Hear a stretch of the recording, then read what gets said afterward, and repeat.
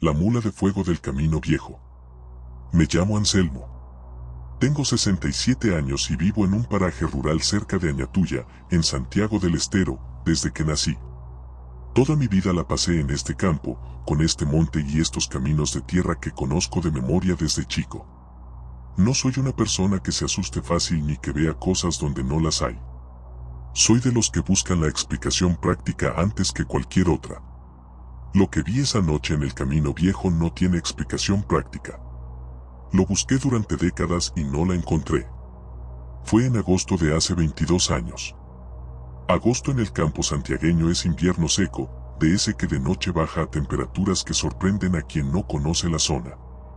Había ido a caballo a un pueblo vecino a resolver un asunto que no podía esperar y me demoré más de lo que había calculado. Salí de vuelta cerca de las 9 de la noche, que en invierno ya es noche cerrada. El camino de vuelta son unos 15 kilómetros de tierra que hice cientos de veces. Solo, de noche, en distintas condiciones. No me preocupaba. Mi caballo, un zaino que se llamaba Lucero y que llevaba años conmigo, conocía ese camino tan bien como yo. Íbamos al tranco, sin apuro, con el cielo despejado y suficientes estrellas para ver el camino sin necesidad de linterna. Llevaba unos 40 minutos cuando lo vi. Estaba en el camino, en la dirección que yo llevaba, a lo que calculé como unos 300 metros de distancia. Mi primer pensamiento fue que era un vehículo. Una motocicleta quizás, dado el tamaño de la luz y la altura a la que se desplazaba sobre el suelo. En esa zona de noche no es frecuente, pero tampoco es imposible encontrar a alguien en el camino. Pero algo no cerraba desde el principio. La luz no se comportaba como la luz de ningún vehículo que yo hubiera visto. No proyectaba unas hacia adelante como hacen los faros. Era una luz que parecía emanar de la figura misma, que la rodeaba de manera uniforme sin iluminar nada de lo que tenía alrededor. El suelo debajo, el monte a los costados, el camino adelante. Todo seguía oscuro como si la luz no existiera para nada que no fuera la figura misma. Y no proyectaba sombra. Eso fue lo que me hizo detenerme. Una fuente de luz en la oscuridad siempre proyecta sombra en alguna dirección. Esta no proyectaba ninguna. Lucero paró antes que yo. No fue que yo lo frené. Él se detuvo solo, con esa negativa absoluta que ya describí antes en otros caballos, pero que en Lucero era completamente inusual. Era un caballo que había pasado noches en el campo, que conocía los sonidos y los olores del monte santiagueño mejor que la mayoría. No era un animal asustadizo. Esa noche plantó las 4 patas en el camino y no hubo manera de hacerlo avanzar. Le hablé. Le di las instrucciones de siempre. Nada. Seguía mirando hacia la figura con las orejas tiesas y el cuerpo tenso de una manera que en todos los años que llevábamos juntos nunca le había visto. Me quedé a caballo, quieto, mirando lo que había en el camino. La figura se desplazaba despacio. No al ritmo de una persona caminando ni al de un animal trotando. Era un movimiento que no tenía referencia en nada que yo pudiera ubicar. Continuo, sin la irregularidad del paso, como si se deslizara sobre el suelo en lugar de caminar sobre él. Y mientras se desplazaba la luz que emanaba variaba de intensidad. No de manera constante sino con una irregularidad que en algún momento empecé a percibir casi como una respiración. Como algo que pulsaba. No me acerqué. Lucero no hubiera avanzado aunque yo hubiera insistido, y en ese momento yo tampoco tenía ningún interés en acercarme. Me quedé donde estaba, quieto en la oscuridad del camino, viendo esa figura desplazarse hasta que llegó al punto donde el camino dobla hacia el monte y desapareció entre los árboles. No de manera gradual. La luz simplemente dejó de estar. Un momento estaba ahí y al siguiente el camino estaba oscuro como si nunca hubiera habido nada. Lucero tardó un momento en calmarse después de que la figura desapareció. Resopló, movió la cabeza, pisó el suelo un par de veces. Después, como si hubiera tomado una decisión, arrancó solo hacia la casa a un ritmo más rápido de lo habitual. No lo frené. Llegamos a casa y até a Lucero en el corral. Entré, me calenté algo para tomar y me senté en la cocina a procesar lo que había visto. Fue entonces cuando miré el reloj. Eran las 12:20 de la noche. El camino desde el pueblo vecino hasta mi casa son 15 kilómetros que a caballo, al ritmo al que íbamos, llevan algo menos de 2 horas. Había salido cerca de las 9. Habían pasado más de 3 horas. Me quedé mirando el reloj sin poder explicar esa diferencia. No me había detenido más que el tiempo que Lucero estuvo quieto frente a la figura, que yo estimaba en unos 20 o 30 minutos. Eso no justificaba 3 horas.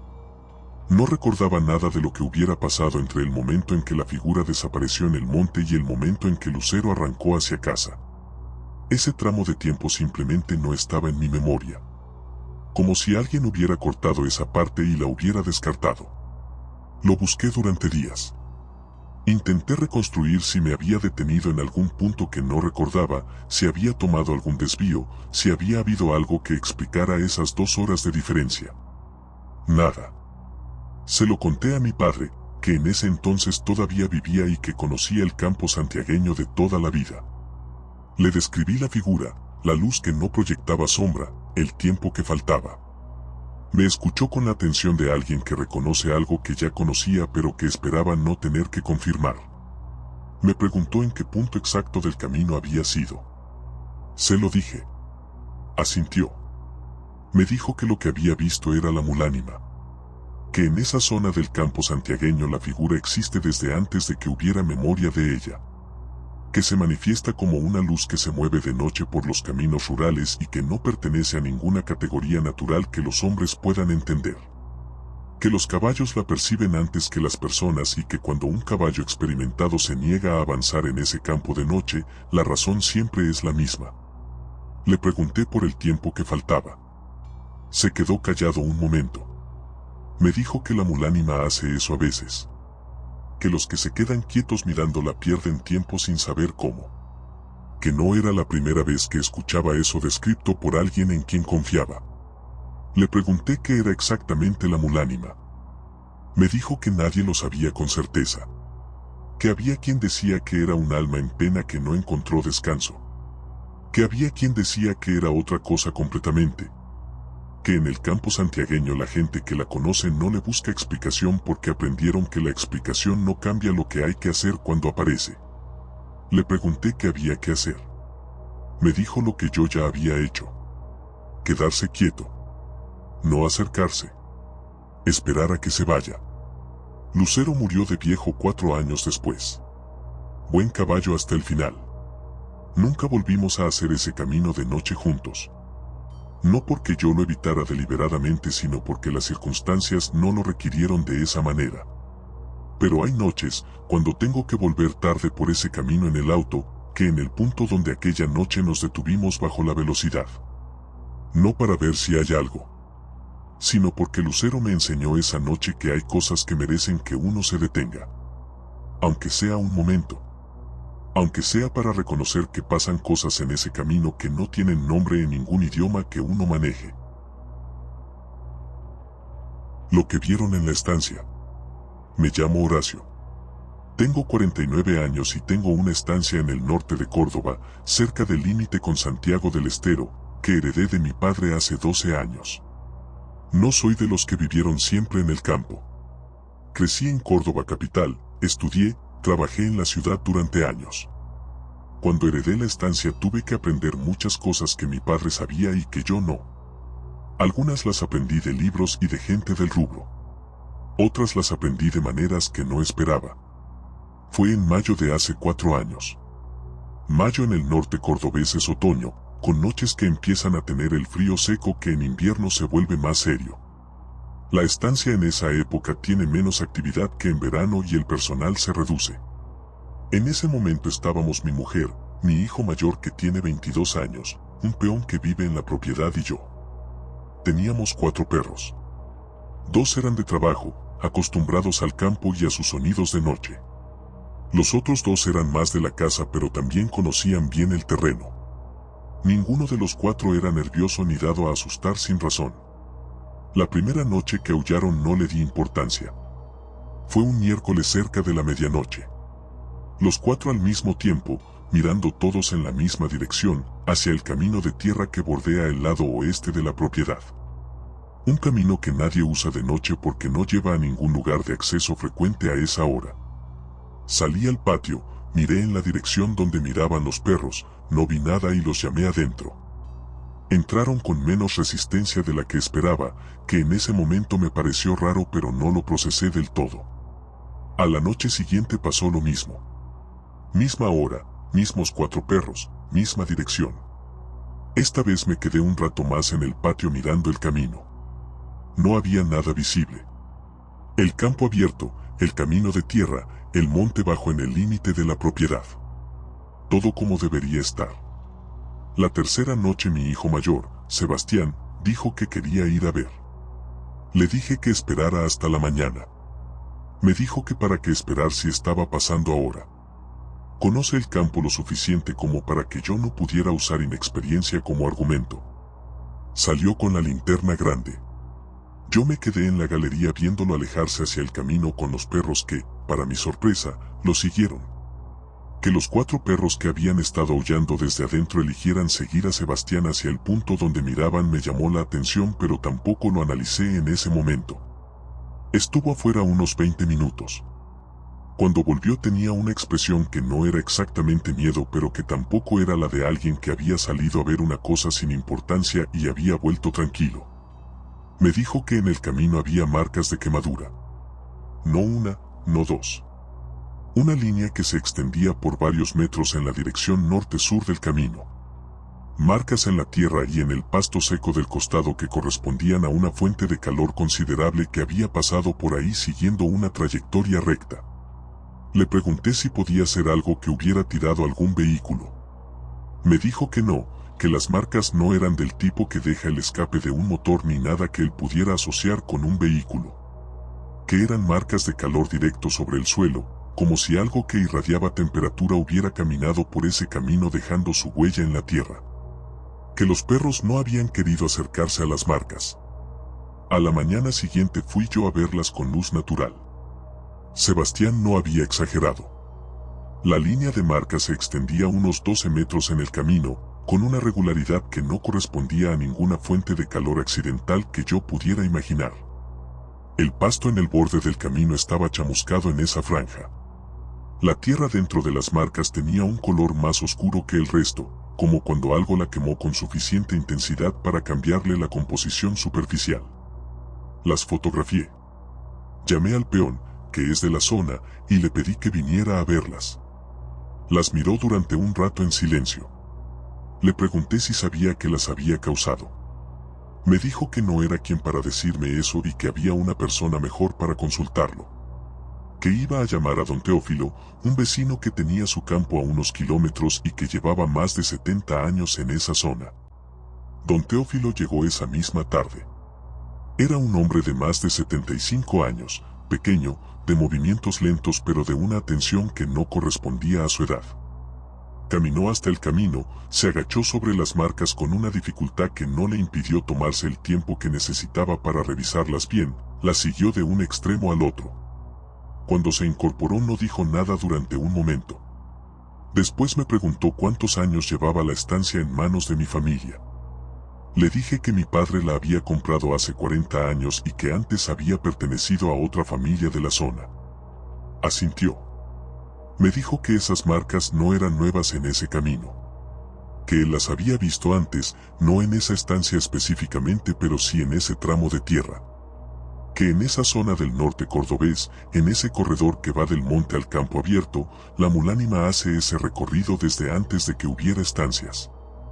Desde antes de que hubiera caminos. Que el camino que bordeaba mi propiedad seguía una línea que algo había trazado mucho antes que cualquier topógrafo. Le pregunté qué era la mulánima. Me dijo que era una de esas cosas que en el campo del norte argentino todos conocen y nadie termina de entender del todo.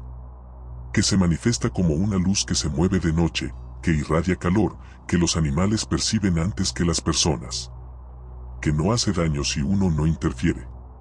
Que las marcas en el suelo eran simplemente el rastro de su paso, como las huellas que deja cualquier cosa que camina, solo que ésta camina con calor en lugar de con peso. Le pregunté si iba a volver. Me dijo que probablemente sí. que ese recorrido lo hacía desde siempre y que mi estancia estaba en el medio sin que eso fuera un problema para ella. Que la única manera de que fuera un problema era que alguien intentara interferir. Le pregunté qué consideraba interferir. Me dijo que salir a buscarla de noche, intentar acercarse, intentar fotografiarla o grabarla. Que la mulánima no era una atracción turística y que los que habían intentado tratarla como una no habían tenido buenos resultados. Miré a Sebastián, que estaba escuchando todo. Sebastián me devolvió la mirada con la expresión de alguien que ya había tomado nota. Las marcas desaparecieron con las primeras lluvias de junio. El pasto volvió a crecer en esa franja del camino como si nunca hubiera pasado nada. Los perros aullaron 2 veces más ese invierno, siempre a la misma hora y siempre mirando en la misma dirección. La segunda vez Sebastián y yo nos quedamos en la galería sin salir, escuchando a los perros durante unos minutos hasta que pararon solos. Después de esa segunda vez no volvieron a aullar en esa dirección. No sé si la mulánima dejó de pasar por ese camino o si simplemente los perros aprendieron que no había nada que hacer con lo que sentían. Que era mejor dejarlo pasar. Yo aprendí lo mismo. Hay cosas en ese campo que llevan más tiempo que cualquier estancia, que cualquier alambrado, que cualquier camino de tierra que un topógrafo trazó siguiendo líneas que ya existían antes de él. Don Teófilo me lo dijo de una manera que no olvidé. Me dijo que yo era el dueño de la estancia en el papel. Que en el campo, ciertas cosas no tienen papel. Si sentiste algo con la historia anterior, espera a escuchar la que viene. Si esto te está atrapando, puedes dejar tu like y suscribirte. El encuentro en la Ruta 34. Me llamo Gerardo. Tengo 52 años y manejo camión de carga en el tramo salteño de la Ruta 34 desde hace 19. Es una ruta que conozco bien, con sus particularidades, sus tramos complicados, sus zonas donde hay que prestar más atención que en otras. No es una ruta fácil, pero tampoco es una ruta que me genere ningún problema después de casi 2 décadas haciéndola. Lo que vi esa noche en la banquina no lo había visto en 19 años de esa ruta ni en ninguna otra. Y lo que quedó en el asfalto a la mañana siguiente me confirmó que no lo había visto mal. Fue en octubre de hace 3 años. Octubre en esa zona de Salta es el inicio del calor, con noches que todavía tienen algo del fresco del invierno pero que ya anuncian lo que viene. La Ruta 34 de noche en el tramo rural tiene esa característica de los caminos del norte argentino donde la oscuridad a los costados es total y los faros son la única referencia de lo que hay alrededor. Salí de embarcación con carga para un depósito más al sur y llevaba unas 2 horas de viaje cuando pasó. Era cerca de la 1 de la mañana. Poca circulación en ese tramo a esa hora, algún camión en dirección contraria cada tanto, nada más. Iba a velocidad de crucero, con la radio prendida en algo que no recuerdo, en ese estado de atención sostenida que uno desarrolla después de años de manejar de noche. No dormido, no distraído. Simplemente en el ritmo del viaje. Fue entonces cuando lo vi en la banquina derecha. Al principio lo registré como un objeto en el costado de la ruta. Algo de tamaño considerable que estaba ahí y que mis faros debían iluminar. Pero no lo iluminaban. Eso fue lo primero que no cerró. Los faros de un camión iluminan todo lo que está en su radio de alcance de una manera que uno aprende a procesar de manera automática. El asfalto, la banquina, los carteles, los animales que cruzan. Todo recibe la luz y la devuelve de alguna manera, con alguna intensidad que corresponde a su color y su textura. Lo que había en la banquina no devolvía la luz. No era que estuviera oscuro como un objeto negro que absorbe más luz que otros. Era diferente. Era como si la luz de los faros pasara a través de lo que fuera que estaba ahí sin encontrar resistencia. Como si el objeto no tuviera superficie que la luz pudiera tocar. Reduje la velocidad. Mientras me acercaba pude ver mejor lo que había en la banquina, o más precisamente, pude ver mejor lo que había pero no pude entenderlo mejor. Era una figura. No puedo decir que era la figura de ninguna cosa específica porque la forma cambiaba de manera sutil mientras la miraba, como si no terminara de decidir qué forma tener. Tenía una luminosidad propia, tenue, que no era el blanco de una luz eléctrica ni el amarillo de una llama. Era un color intermedio que no supe nombrar en ese momento y que tampoco pude nombrar después cuando lo intenté.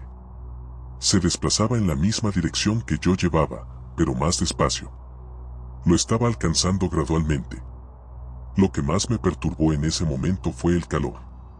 Con la ventanilla entreabierta, que es como manejo habitualmente de noche, empecé a sentir un calor que no correspondía a la temperatura ambiente de esa noche de octubre.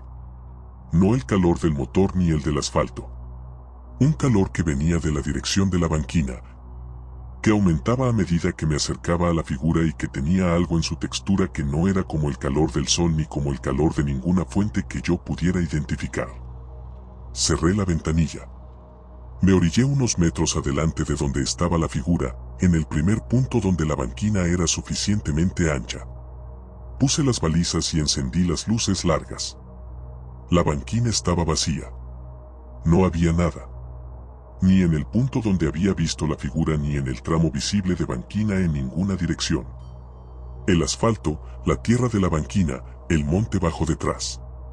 Todo como debería estar a esa hora en ese tramo de la ruta 34. Me bajé. Fui hasta el punto donde había visto la figura por última vez antes de orillarse. La banquina en ese sector es de tierra compactada con algo de gravilla. No es el tipo de suelo que conserva huellas con precisión, pero sí registra marcas de objetos pesados o de fuentes de calor. Había marcas. No eran huellas en el sentido convencional. Eran marcas de calor en el asfalto y en el borde de la banquina. Una franja de unos 40 centímetros de ancho que seguía la dirección de desplazamiento de la figura durante varios metros.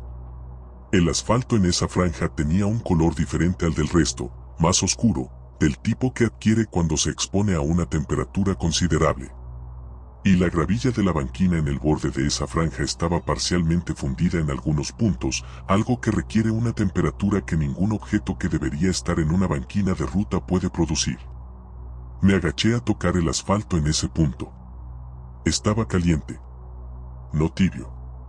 Caliente de una manera que después de la cantidad de tiempo que había pasado desde que la figura había estado ahí no tenía ninguna explicación física que yo pudiera darle. Lo fotografié con el teléfono desde distintos ángulos. Después volví al camión y seguí el viaje. Llegué a destino, descargué y en la parada donde siempre me quedo a dormir empecé a contarle a un compañero lo que había visto.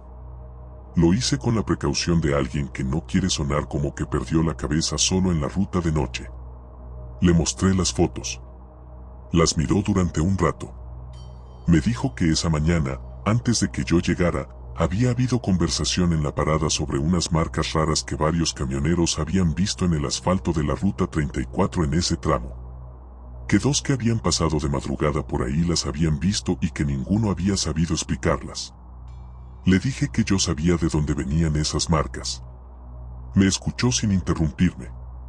Cuando terminé me dijo que él no había visto nunca lo que yo describía, pero que había escuchado testimonios parecidos de gente en la que confiaba. Siempre en rutas del norte argentino, siempre de noche, siempre con esa característica específica de que la luz no se comportaba de manera normal con la figura. Esa tarde, antes de volver al norte, fui a hablar con el encargado de una estación de servicio que conozco de años y que es de la zona. Le describí lo que había visto y le mostré las fotos. Me dijo que en esa zona de la ruta 34 hay historias desde hace tiempo. Que los más viejos del lugar las conocen bien aunque no las cuenten seguido. Que lo que yo había visto correspondía con lo que en esa región llaman la mulánima. Una presencia que se manifiesta como una luz o una figura que se desplaza de noche por caminos rurales y rutas. Que irradia calor, que no refleja la luz de los faros de la manera normal y que deja marcas en el suelo que son la única evidencia física de que estuvo ahí. Le pregunté si era peligrosa. Me dijo que en todos los relatos que él conocía, la mulánima no atacaba a nadie que se quedara en el vehículo. Que los problemas los habían tenido los que intentaban acercarse a pie. Le pregunté qué tipo de problemas. Se quedó un momento en silencio antes de responder. Me dijo que eso dependía de a quien le preguntara. Que había versiones. Que ninguna era tranquilizadora y que por eso él no las contaba completas. Volví al norte por la misma ruta 34. Cuando pasé por el tramo donde había visto la figura, de día esta vez, bajé la velocidad y miré la banquina. Las marcas seguían ahí, más pálidas que la noche anterior, como si el sol de la mañana las hubiera ido diluyendo, pero todavía visibles para quien supiera que estaba buscando.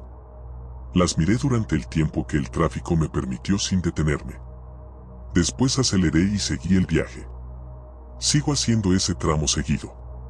Es mi trabajo y no tengo manera de evitarlo ni razón para hacerlo. Pero desde esa noche, cuando la ventanilla entreabierta empieza a traer un calor que no corresponde a la temperatura del ambiente, la cierro sin esperar a confirmar de dónde viene. Ya sé de dónde viene. Y sé que lo mejor que puedo hacer es seguir derecho, mantener la velocidad y no encender las luces largas. Porque lo que no se ilumina, a veces es mejor dejarlo en la oscuridad donde está.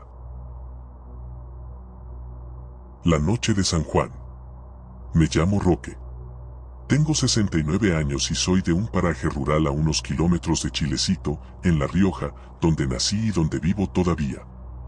Conozco este campo de toda la vida. Los cerros, los caminos de tierra, los olores de cada época del año. No soy una persona que le busque el misterio a las cosas. Soy de los que creen en lo que ven y descartan lo que no pueden verificar. Hasta que vi algo que no pude verificar de ninguna manera y que sin embargo estaba ahí. Mi abuela se llamaba Celestina y vivió hasta los 92 años. Era una mujer pequeña, de pocas palabras, que había pasado toda su vida en ese paraje y que conocía las cosas del campo y del monte de una manera que ya no es frecuente encontrar. No era de las que contaban historias para asustar. Era de las que decían lo que sabían porque era necesario saberlo. Desde que yo era chico, cada año cuando se acercaba el 24 de junio, mi abuela decía lo mismo. Que la noche de San Juan era la noche más peligrosa del año para salir al campo. No lo decía con dramatismo. Lo decía con la misma naturalidad con que decía que no había que dejar las herramientas bajo la lluvia o que había que revisar el agua de los animales en verano. Como información práctica. Como algo que uno necesita saber para vivir bien en ese lugar.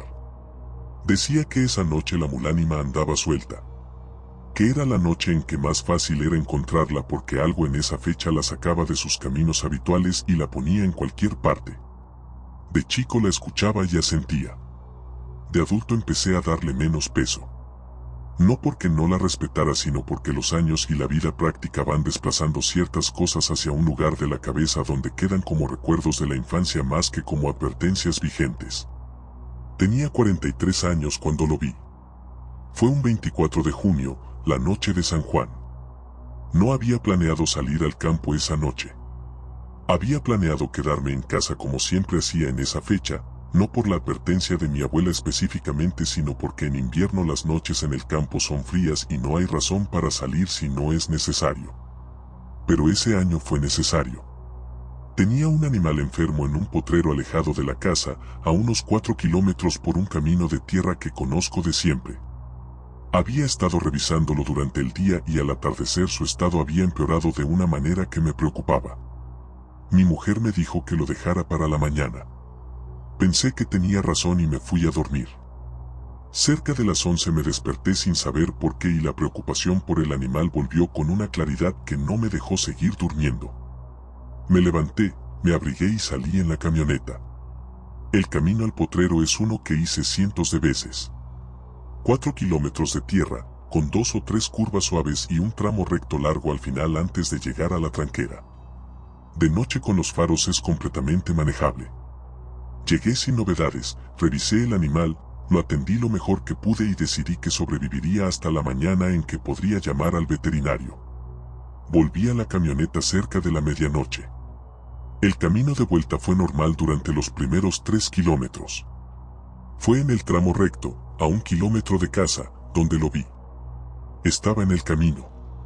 No en la banquina sino en el centro mismo del camino de tierra, desplazándose en dirección contraria a la mía. Lo primero que registré fue la luz. Una luminosidad que no era blanca ni amarilla sino algo entre las dos que no correspondía a ninguna fuente de luz que yo pudiera ubicar. No eran los faros de ningún vehículo. No tenía la forma ni la dirección de ninguna lámpara o linterna.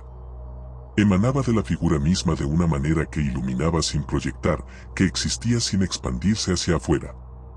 Lo segundo fue el calor.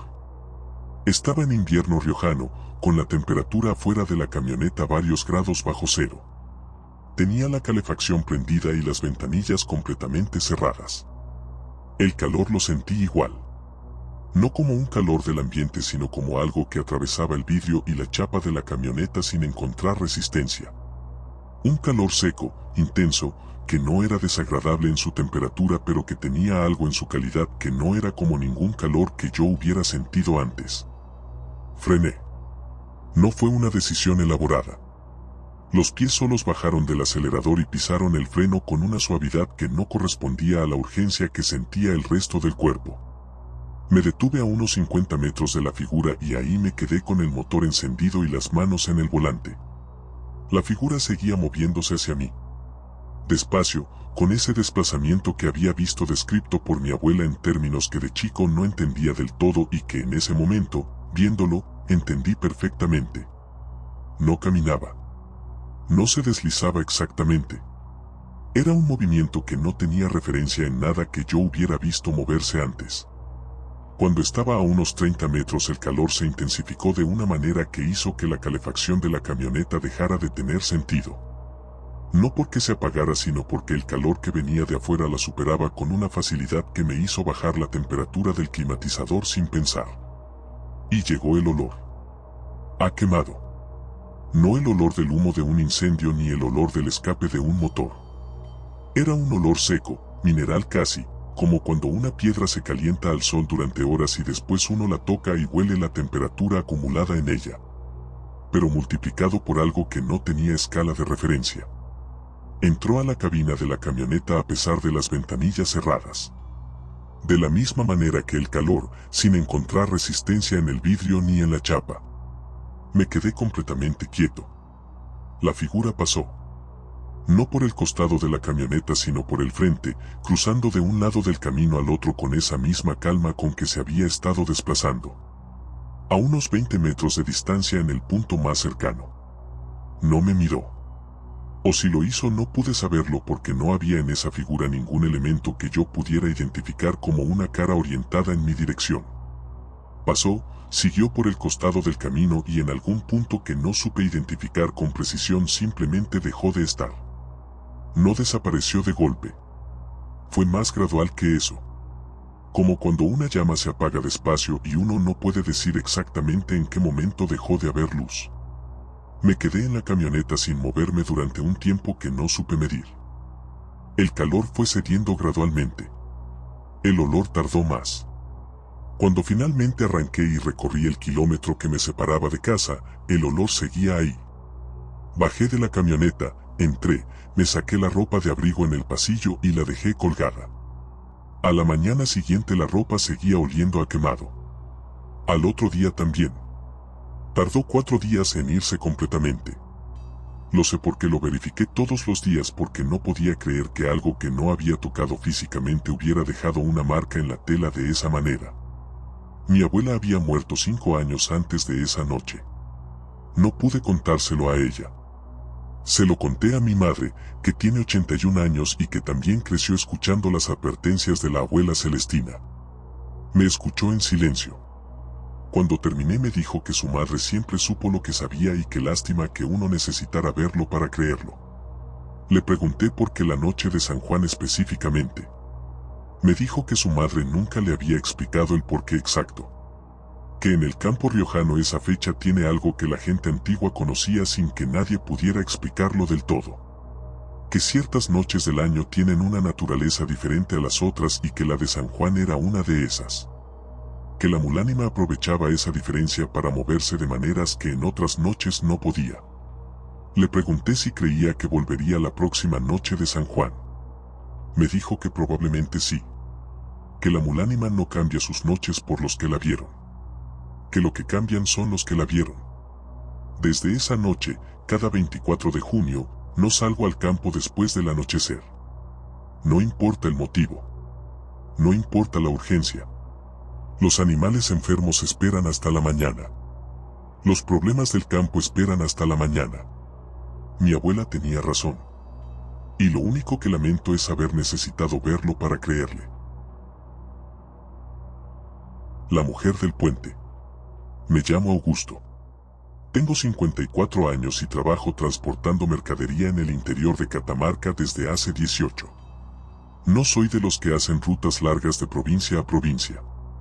Mi trabajo es el interior, los caminos rurales, los parajes pequeños que necesitan provisiones y que no están en ningún itinerario de reparto grande. Conozco esos caminos de una manera que solo da el tiempo y la repetición. Lo que vi en ese puente hace 4 años no lo había visto en 18 años de recorrer esos caminos. Y las marcas que encontré después me confirmaron que no lo había visto mal. Fue en julio. Julio en el interior catamarqueño es invierno seco y frío, de ese que en los valles y quebradas tiene una calidad particular porque el aire está limpio y la noche se siente más grande que en otras épocas del año. Ese día había tenido un recorrido largo. Varios parajes en la zona de Santa María, repartos que se habían extendido más de lo previsto porque en el campo siempre hay algo que demora. Salí del último punto cerca de las 10 de la noche con el objetivo de volver a Santa María a dormir y salir temprano al día siguiente. El camino de vuelta tiene un tramo que no me gusta de noche. No porque sea peligroso en términos de tráfico o de estado del pavimento, sino porque tiene esa soledad específica de los caminos del interior catamarqueño donde uno puede manejar media hora sin ver una sola luz que no sea la de sus propios faros. El puente está en ese tramo. Es un puente de madera viejo que cruza un arroyo seco la mayor parte del año. No es largo, unos 15 metros, pero el estado de la madera obliga a cruzarlo despacio porque algunos tablones suenan de una manera que a uno no le genera confianza. Lo conozco de años y siempre lo cruzo al paso, sin apuro, dejando que el vehículo encuentre su camino entre los tablones sin forzar nada. Esa noche cuando me acerqué al puente vi la figura en el extremo opuesto. Estaba parada justo en el borde donde el puente termina y empieza el camino de tierra. De frente a mí. Mi primer pensamiento fue que era una mujer. La silueta correspondía, la altura, la manera en que estaba parada. No había ninguna razón obvia para que hubiera una mujer sola en ese punto de ese camino a esa hora de la noche, pero en el campo uno aprende que la gente tiene sus razones que no siempre son las razones de los demás. Frené antes del puente. La iluminé con los faros y ahí empezaron los problemas. La figura estaba donde debería estar cualquier persona parada en ese punto. Los faros la alcanzaban, la iluminaban. Pero la manera en que la luz interactuaba con ella no era completamente normal. No era que la luz la atravesara como había escuchado describir en otros testimonios. Era más sutil que eso. Era que las sombras que debería proyectar no estaban donde deberían estar. Como si la geometría de la luz alrededor de esa figura no siguiera las reglas que uno aprende sin saberlo de toda una vida viendo cómo la luz funciona sobre los objetos. Eso fue lo primero. Lo segundo fue que mientras yo estaba ahí frenado mirándola, algo en su apariencia empezó a cambiar. No de manera dramática ni súbita. De manera gradual, casi imperceptible, del tipo de cambio que uno nota en la periferia de la visión más que en el centro. Como cuando uno mira un objeto durante demasiado tiempo y empieza a ver cosas que al principio no estaban. Lo que estaba cambiando no lo puedo describir con precisión. No porque no quiera, sino porque genuinamente no tengo las palabras para hacerlo. Las proporciones de la figura eran las mismas. La posición era la misma. Pero algo en el conjunto dejó de corresponder a lo que uno espera cuando mira a una persona. Fue ese algo lo que me hizo meter primera. Crucé el puente sin detenerme. Los tablones sonaron bajo las ruedas como siempre, con esa irregularidad que uno conoce de años. No aceleré de manera brusca porque el puente no lo permite. Pero tampoco aflojé el pie. Cuando llegué al otro extremo, al punto donde la figura había estado parada, no había nadie. No miré hacia los costados. No busqué hacia el arroyo seco debajo del puente. Metí segunda y seguí por el camino de tierra sin mirar por el retrovisor durante más tiempo del necesario para verificar que el camino detrás estaba despejado. Lo estaba. Manejé los 30 kilómetros que me separaban de Santa María sin parar, más rápido de lo que manejo habitualmente en esos caminos. con una atención que no era la del conductor experimentado sino la de alguien que necesitaba llegar a un lugar con luces y gente lo antes posible. Cuando llegué al pueblo paré en la estación de servicio que siempre uso. Bajé a estirar las piernas y a tomar algo caliente. Fue el playero el que me preguntó qué había pasado en la parte de atrás de la camioneta. No entendí la pregunta. Me dijo que viniera a ver. En la carrocería trasera, en el lateral derecho, había marcas de calor en el metal. No óxido, no pintura dañada por el tiempo. Marcas de calor, del tipo que deja una fuente de temperatura considerable sobre una superficie metálica. El metal en ese sector estaba decolorado de una manera que corresponde a exposición térmica intensa y cuando el playero apoyó la mano con cuidado, la apartó de inmediato. Estaba caliente. No tibio.